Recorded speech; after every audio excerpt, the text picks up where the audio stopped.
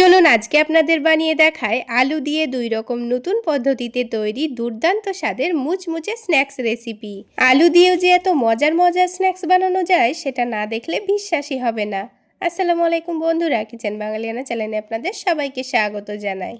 তো সবার প্রথমে আমি এখানে একটা মিক্সিং জার নিয়ে নিয়েছি। এবার এখানে প্রথমে দিয়ে দিচ্ছি হাফ কাপ পরিমাণ আটা। এখানে আমি গমের আটায় ব্যবহার করেছি। আর তার সাথেই দিয়ে দিচ্ছি হাফ কাপ পরিমাণ ময়দা। আপনারা শুধুমাত্র আটা বা শুধুমাত্র ময়দা দিয়েও বানাতে পারেন। এবার এখানে দিয়ে দিচ্ছি অল্প করে লবণ, আর তার সাথেই দিয়ে দেব 1 টেবিল চামচ পরিমাণ চিনি। তো স্বাদ মতো লবণ দিয়ে দিতে হবে। তারপর আমি এখানে দিয়ে দিচ্ছি 1 টেবিল চামচ পরিমাণ সয়াবিন তেল। আপনারা চাইলে এখানে ঘিও ব্যবহার করতে পারেন। এবার এখানে হাফ কাপ পানি দিয়ে দিচ্ছি, আবারও হাফ কাপ পানি দিয়ে দিচ্ছি। টোটাল এখানে 1 কাপ পরিমাণ পানি দিয়েছি। আর 1 কাপ আটা ময়দার জন্য কিন্তু আমাদের 1 কাপ পরিমাণ পানি লাগবে। তো এবার ব্লেন্ডারের মধ্যে একটা চামচ দিয়ে সব কিছু একটু ভালোভাবে মিশিয়ে নিচ্ছি, তাহলে ব্লেন্ড করতে খুবই সুবিধা হবে। এবার সব কিছু ভালোভাবে ব্লেন্ড করে নিয়েছি। তো আমাদের আটা ময়দার ব্যাটারটা কিন্তু এখন রেডি হয়ে গেছে। এবার এই ব্যাটারটা আমি কোনো রকম বাটির মধ্যে ঢালবো না, এটাকে এখন মিক্সিং জারের মধ্যে রেখে দেব। ততক্ষণে আলুর পুর রেডি করে নেব। এবার এখানে আমি দুটো মিডিয়াম সাইজের আলু মধ্যে থেকে কেটে ভালোভাবে সেদ্ধ করে নিয়েছি। এবারে আলুগুলোকে এরকম একটা গ্রেটারের সাহায্যে ভালোভাবে গ্রেট করে নেব। আপনারা চাইলে হাত দিয়ে অথবা কাঁটা চামচ দিয়েও এগুলোকে ম্যাশ করে নিতে পারেন। তো ভালোভাবে আলুগুলোকে গ্রেট করা হয়ে গেছে। এবার এগুলোকে রান্না করে নেব। তার জন্য প্যানের মধ্যে 1 টেবিল চামচ পরিমাণ সরিষার তেল দিয়ে দিচ্ছি। এবার তেলটা যখন হালকা একটু গরম হয়ে যাবে তখন এখানে হাফ টেবিল চামচ পরিমাণ গোটা জিরা দিয়ে দিচ্ছি। জিরাটা হালকা একটু ভাজা হয়ে গেলে অল্প করে একটু পেঁয়াজ কুচি দিয়ে দিয়েছি। পেঁয়াজটাকে এবার ভালো করে নাড়াচাড়া করে হালকা লালচে করে ভেজে নেব। খুব বেশি লাল করে ভাজার দরকার নেই, পেঁয়াজটা হালকা ভাজা হলেই কিন্তু হয়ে যাবে। তো কিছুক্ষণ ভালোভাবে পেঁয়াজটাকে হালকা লালচে করে ভেজে নিয়েছি। এবার এখানে হাফ টেবিল চামচ পরিমাণ আদা রসুনের পেস্ট দিয়ে দিচ্ছি। এবার আদা রসুনের পেস্টটাকেও কিছুক্ষণ ভালোভাবে ভেজে নিতে হবে, যেন আদা রসুনের কাঁচা গন্ধটা না থাকে। তো কিছুক্ষণ দেখুন ভালোভাবে ভেজে নিয়েছি। এবার এখানে ঝালের জন্য কাঁচামরিচ কুচি দিয়ে দিচ্ছি। ঝালের পরিমাণটা আপনারা আপনাদের পছন্দ মতো কমিয়ে অথবা বাড়িয়ে দিতে পারেন। হালকা একটু কালারের জন্য সামান্য পরিমাণ হলুদের গুঁড়ো দিয়েছি। তার সাথেই ধনে গুঁড়ো দিয়ে দিয়েছি আর চাট মশলা দিয়ে দিয়েছি। তারপর স্বাদ মতো লবণ দিয়ে দিচ্ছি। এবার আলুর পুরটার একটু টেস্ট ভালো আসবে সেই জন্য 1 টেবিল চামচ পরিমাণ টমেটো সস দিয়ে দিচ্ছি। তার সাথেই হাফ টেবিল চামচ পরিমাণ সয়া সস দিয়ে দিচ্ছি। তবে হাতের কাছে সয়া সস না থাকলে না দিলেও চলবে। আর টমেটো সসের জায়গায় আপনারা টমেটো কুচিও ব্যবহার করতে পারেন। এবার সব কিছু একটু ভালোভাবে মিশিয়ে নিচ্ছি। এবার যখন ভালোভাবে মেশানো হয়ে গেছে, এবার আলুটাকে দিয়ে দেব। আর ওপর থেকে অল্প করে একটু ধনেপাতা কুচি দিয়ে দিয়েছি। তারপর সব কিছু একসঙ্গে ভালোভাবে মিশিয়ে নেব। তো দেখুন আলুটা মিশিয়ে নেওয়া কিন্তু হয়ে গেছে। এবার এখানে আমাদের আরও একটি উপকরণ দিতে হবে। তো আমি এখানে দিয়ে দিচ্ছি কর্নফ্লাওয়ার। 2 টেবিল চামচ পরিমাণ দিলেই কিন্তু হয়ে যাবে। তো আপনাদের হাতের কাছে যদি কর্নফ্লাওয়ার না থাকে তাহলে কর্নফ্লাওয়ারের বদলে চালের গুঁড়ো কিংবা বেসনও দিতে পারেন। তবে কর্নফ্লাওয়ার দিলে কিন্তু এই আলুর পুরের টেস্ট আর কোনো রকম হেরফের হবে না, খেতে দারুণ লাগবে। কর্নফ্লাওয়ারটা দেওয়ার কারণ হলো যখন নাস্তাগুলো তেলের মধ্যে ভাজবো তখন আলুর পুরটা কিন্তু তেলের মধ্যে ছড়িয়ে যাবে না। তো দেখুন কর্নফ্লাওয়ারটা কিন্তু আলুর সঙ্গে খুব ভালোভাবে মিশিয়ে নিয়েছি। আর এই আলুর পুরটা কিন্তু আগের থেকে অনেকটাই আঠালো আর একটু শক্ত মনে হচ্ছে। এটাকে নামিয়ে রাখার পর কিন্তু আরও অনেকটাই শক্ত হয়ে যাবে। এবারে আলুর পুরটাকে একটা চামচ দিয়ে একটু ছড়িয়ে ছড়িয়ে দিচ্ছি, তাহলে এটা খুব সহজেই ঠান্ডা হয়ে যাবে। আর এদিকে মিক্সিং জারের মধ্যে ব্যাটারটা আছে। এবার নাস্তাগুলো আপনাদের তৈরি করে দেখিয়ে দেব। তো ব্যাটারটাকে আরও একবার চামচ দিয়ে একটু ভালোভাবে নাড়াচাড়া করে নিচ্ছি। এবার এই ব্যাটারটাকে এখানে একটা আমি সুজির প্যাকেট ছিল সেই সুজির প্যাকেটের মধ্যে নিয়ে নেব। তবে আপনাদের হাতের কাছে লবণের প্যাকেট কিংবা পাইপিং ব্যাগ থাকলেও সেটাতেও বানিয়ে নিতে পারেন। তো ব্যাটারটা আমি অল্প করে নিয়ে নিয়েছি।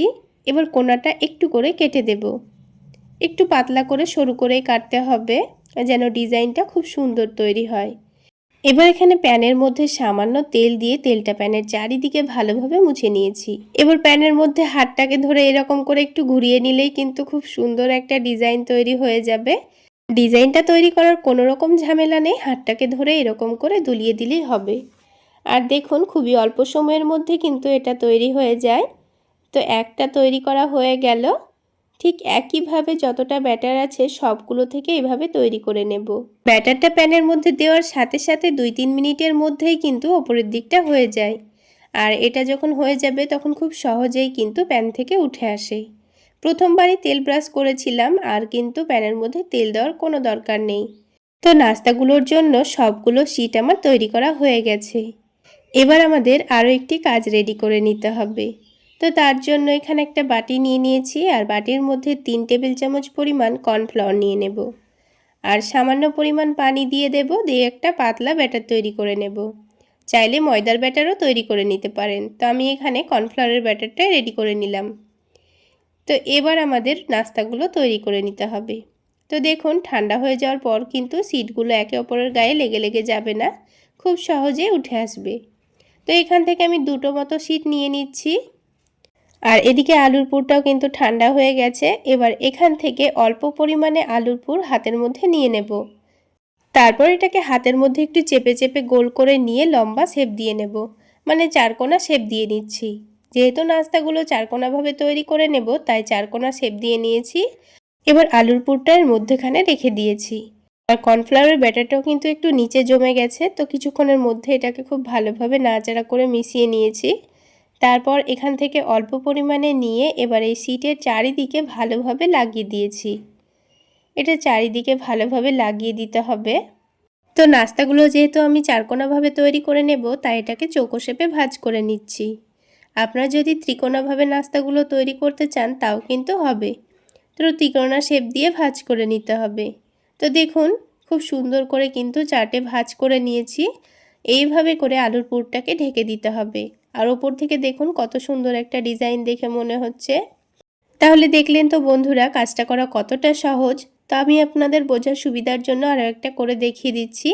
অল্প করে আলুর পুর নিয়ে মধ্যের জায়গাটা রেখে চারিদিকে অল্প করে একটু কর্নফ্লাওয়ার মিশ্রণটা লাগিয়ে দিয়েছি। তারপর এটাকে চৌকো শেপে ভাঁজ করে নিতে হবে। তো বন্ধুরা এই শীতের সন্ধ্যায় মুখরোচক কিছু খেতে ইচ্ছে করলে একবার হলো এইভাবে নাস্তাগুলো বানিয়ে খেয়ে দেখবেন। বাড়ির ছোট থেকে বড় সকলেই কিন্তু খুবই পছন্দ করে খাবে। এর ডিজাইনটাও যেমন দেখতে লোভনীয়, খেতেও কিন্তু অনেকটাই মুচমুচে এবং টেস্টি। তো দেখুন বন্ধুরা আমাদের কিন্তু 4টে নাস্তা তৈরি করা হয়ে গেল। এবার একটা একটা করে নাস্তাগুলোকে হালকা গরম তেলের মধ্যে দিয়ে ভেজে নেব। আর একটু সময় নিয়ে ভেজে নেওয়ার চেষ্টা করবেন, তাহলে ওপর থেকে কিন্তু অনেকটাই মুচমুচে তৈরি হবে। আর খুব সুন্দর কালার চলে আসলে তেলটা ঝরিয়ে নিয়ে তুলে নেব। তাহলে বন্ধুরা আজকের এই আলু দিয়ে তৈরি নাস্তা রেসিপি আপনাদের কেমন লাগলো অবশ্যই কমেন্ট সেকশানে জানাবেন। আর ভালো লাগলে একটা লাইক শেয়ার করে দেবেন। আর আমার এই সহজ রেসিপিগুলো যদি ইউটিউব চ্যানেল থেকে দেখে থাকেন চ্যানেলটি সাবস্ক্রাইব করে দেবেন। আর ফেসবুক পেজ থেকে দেখে থাকলে পেজটি ফলো করে দেবেন। তো দেখুন বন্ধুরা আমি নাস্তাগুলোকে টমেটো সসের সঙ্গে পরিবেশন করে নিয়েছি, আর কতটা মুচমুচে খাস্তা তৈরি হয়েছে। এবার আমি আপনাদের আরও একটি নতুন পদ্ধতিতে নাস্তা বানিয়ে দেখাবো। তো এই নাস্তাগুলো তৈরি করে নেওয়ার জন্য সবার প্রথমে আমাদের একটা ডো মেখে নিতে হবে। তার জন্য আমি এখানে 1 কাপ পরিমাণ ময়দা নিয়ে নিচ্ছি। চাইলে আপনারা ময়দার পরিবর্তে আটাও নিতে পারেন। এবার এই ময়দার মধ্যে স্বাদ মতো লবণ আর চিনি দিয়ে দেব। এখানে চিনি দিলে কিন্তু নাস্তাগুলো খেতে ভীষণ ভালো লাগে। আর একটু ফ্লেভারের জন্য সামান্য পরিমাণ আজওয়াইন হাতের মধ্যে ঘষে দিয়ে দিচ্ছি। একটু ঘষে নিয়ে দিয়ে দিলে দেখবেন খুব সুন্দর একটা ফ্লেভার আসে। আর 1 টেবিল চামচ পরিমাণ সয়াবিন তেল দিয়ে দিচ্ছি। চাইলে আপনারা তেলের জায়গায় ঘিও ব্যবহার করতে পারেন। এবার সব কিছু একসঙ্গে ভালোভাবে মিশিয়ে নিচ্ছি। তেলের সঙ্গে ময়দাটাকে ভালোভাবে মিশিয়ে নিতে হবে। খুব বেশি তেল দিয়ে ময়ান দেওয়ার কোনো দরকার নেই, তবুও কিন্তু নাস্তাগুলো অনেকটাই খাস্তা তৈরি হবে। এবার অল্প অল্প করে পানি দিয়ে ডো মেখে নেব।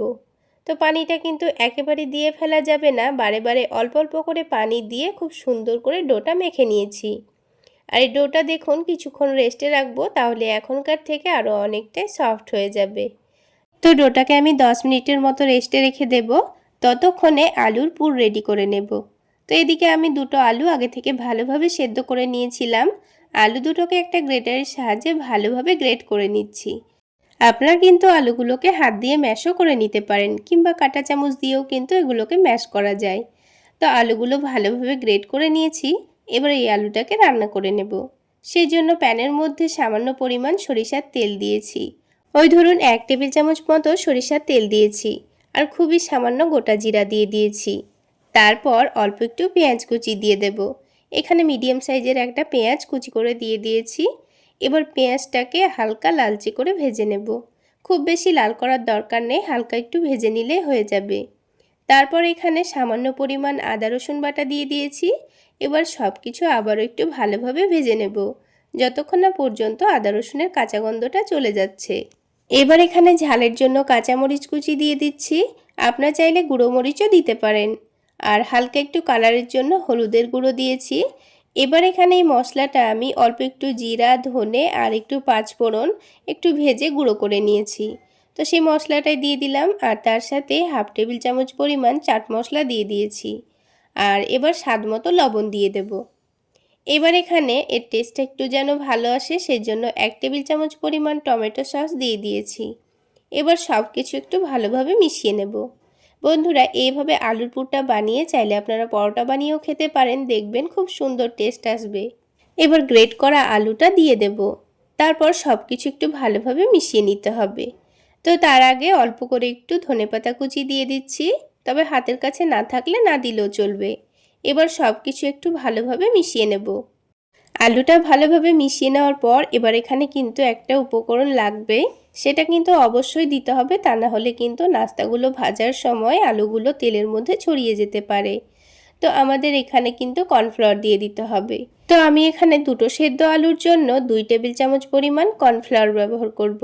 তবে আপনাদের হাতের কাছে কর্নফ্লাওয়ার না থাকলে চালের গুঁড়ো কিংবা বেসনও ব্যবহার করতে পারেন।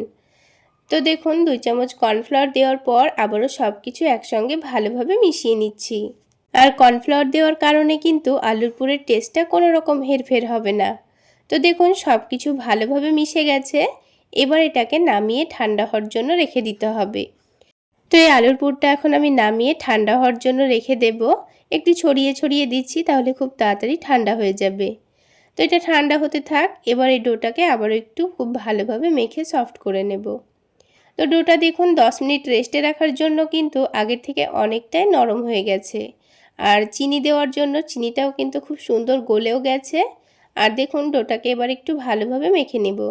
আর ডোটা হাতের মধ্যে একটু চ্যাটচ্যাটে মনে হচ্ছিল বলে অল্প করে একটু ঘি দিয়ে ডোটাকে আবার একটু ভালোভাবে মেখে নেব, তাহলে ডোটা আর হাতের মধ্যে লেগে আসবে না। এবার দেখুন ডোটা কিন্তু অনেকটাই সফট করে মেখে নিয়েছি। এবার যত বড় করে নাস্তাগুলো তৈরি করে নেব, ঠিক তত বড় করে লেচিগুলো কেটে নেব।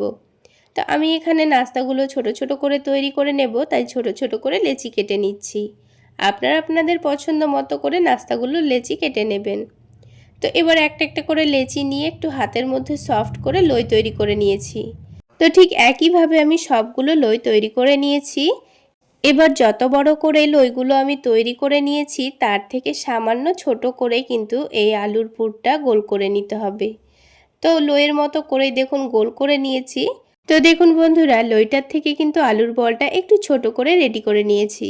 সবগুলো বল তৈরি করে নেব, যতটা পরিমাণ নাস্তা হবে ততটা পরিমাণ বল তৈরি করে নিয়েছি। আর দেখুন অল্প একটু আলুর পুর বেঁচেও গেছে। তো 1 কাপ ময়দার জন্য আমাদের কিন্তু দুটো সেদ্ধ আলুই পারফেক্ট আছে। এবার এই লইগুলোতে হাত দিয়ে একটু চেপে চেপে বড় করে চ্যাপ্টা করে নেব। তো দেখুন হাত দিয়ে একটু পাতলা করে বড় করে নিতে হবে। তারপর মধ্যের জায়গাটায় আলুর বলটা দিয়ে আলুর বলটাকে ভালোভাবে ঢেকে দিতে হবে। খুব সুন্দর করেই মুড়ে নিয়েছি দেখুন, একটুও যেন ফাঁকা না থাকে। এইভাবে বলটা রেডি করা হয়ে গেলে আমি এবার আপনাদের নাস্তাগুলোর খুব সুন্দর একটা ডিজাইন তৈরি করে দেখাচ্ছি। আপনারা চাইলে নাস্তাগুলোকে এইভাবে একটু চ্যাপ্টা করে কচুরির মতো করে ভেজেও খেতে পারেন। তো আজকে আমি আপনাদের একটু ইউনিক আর নতুন পদ্ধতির নাস্তা শেপ দিয়ে দেখাবো। সেই জন্য দেখুন লইটার নিচের দিকটা এক সাইডটা কেটে দেওয়ার পর অপর দিকটাও কিন্তু সমানভাবে নিচের দিকটা কেটে দিয়েছি। একইভাবে 4 জায়গাকে কেটে দিতে হবে প্রথমে। তারপর এটাকে 8 ভাগে ভাগ করে নেব। তো মধ্যের জায়গাটায় আবারও একটু করে কেটে দিয়েছি। তো দেখুন এটা কিন্তু খুব সুন্দর একটা ফুলের মতো শেপ চলে এসছে। এবার এগুলোকে এইভাবে একটু ঘুরিয়ে ঘুরিয়ে ওপর দিকে একটু ফুলের মতো শেপ দিয়ে দেব। দেখতে যেন লোভনীয় লাগে তাই একটু হাত দিয়ে ঠিক করে নিচ্ছি। আর বন্ধুরা দেখুন ময়দাটা কিন্তু অনেকটাই নরম হয়ে গেছে রেস্টে রাখার পর। তো আপনারা কিন্তু ময়দাটাকে একটু শক্ত করে মেখে নেওয়ার চেষ্টা করবেন, তাহলে রেস্টে রাখলে ময়দাটা খুব একটা নরম হবে না। আর নরম হওয়ার কারণে কিন্তু এই নাস্তার শেপটা দিতে একটু অসুবিধা হবে। আর এর ওপরে একটু করে কালো জিরা দিয়ে দিচ্ছি, তাহলে এটা পুরো ফুলের মতোই দেখতে লাগবে। চাইলে আপনারা সাদা তিলও দিতে পারেন, তবে কালো জিরা দিলে কিন্তু দেখতে অনেকটাই লোভনীয় লাগে। তো দেখুন একটা নাস্তা কিন্তু আমাদের তৈরি করা হয়ে গেল। তো যে প্লেটের মধ্যে রাখবো সেখানে অল্প করে একটু তেল মাখিয়ে নিয়েছি।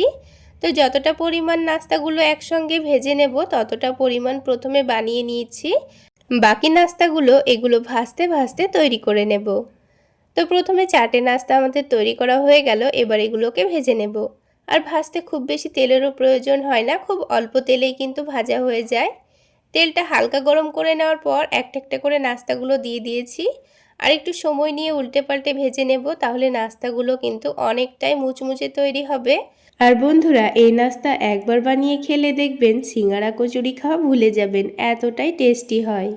তাছাড়া বাড়িতে অতিথি আসলেও কিন্তু এই রকম সুন্দর ডিজাইনের একটি নাস্তা বানিয়ে দেওয়াই যায়। এবার দেখুন বন্ধুরা নাস্তাগুলোকে উল্টে পাল্টে খুব সুন্দর কালার আসা পর্যন্ত কিন্তু আমি ভেজে নিয়েছি। আর আলুর পুরের মধ্যে কর্নফ্লাওয়ার দেওয়ার কারণে কিন্তু দেখুন আলুর পুরটা কিন্তু তেলের মধ্যে একটুও ছড়িয়ে ছিটিয়ে যায়নি। এবার আমি তেলটা ঝরিয়ে নিয়ে একটা একটা করে নাস্তাগুলো তুলে নিচ্ছি। আর দেখতে কতটা লোভনীয় হয়েছে দেখুন। তাহলে বন্ধুরা আজকের এই নাস্তা রেসিপি যদি আপনাদের ভালো লেগে থাকে তাহলে অবশ্যই একটা লাইক শেয়ার করে দেবেন। আর আমার এই সহজ রেসিপিগুলো যদি ইউটিউব চ্যানেল থেকে দেখে থাকেন চ্যানেলটি সাবস্ক্রাইব করে দেবেন। আর ফেসবুক পেজ থেকে দেখে থাকলে পেজটি ফলো করে দেবেন। তো বন্ধুরা বাকি নাস্তাগুলোও কিন্তু ঠিক একইভাবে ভেজে নিয়েছি। এবার এই নাস্তাগুলো আমি টমেটো সসের সঙ্গে পরিবেশন করে নিয়েছি। আর একটা নাস্তা আপনাদের ভেঙেও দেখিয়ে দিচ্ছি, আওয়াজ শুনলেই বুঝতে পারবেন কতটা মুচমুচে খাস্তা তৈরি হয়েছে। তাহলে বন্ধুরা আজকে এই পর্যন্তই। সকলে অনেক বেশি ভালো থাকবেন, সুস্থ থাকবেন। দেখা হচ্ছে আবারও একটি নতুন রেসিপি নিয়ে পরের ভিডিওতে।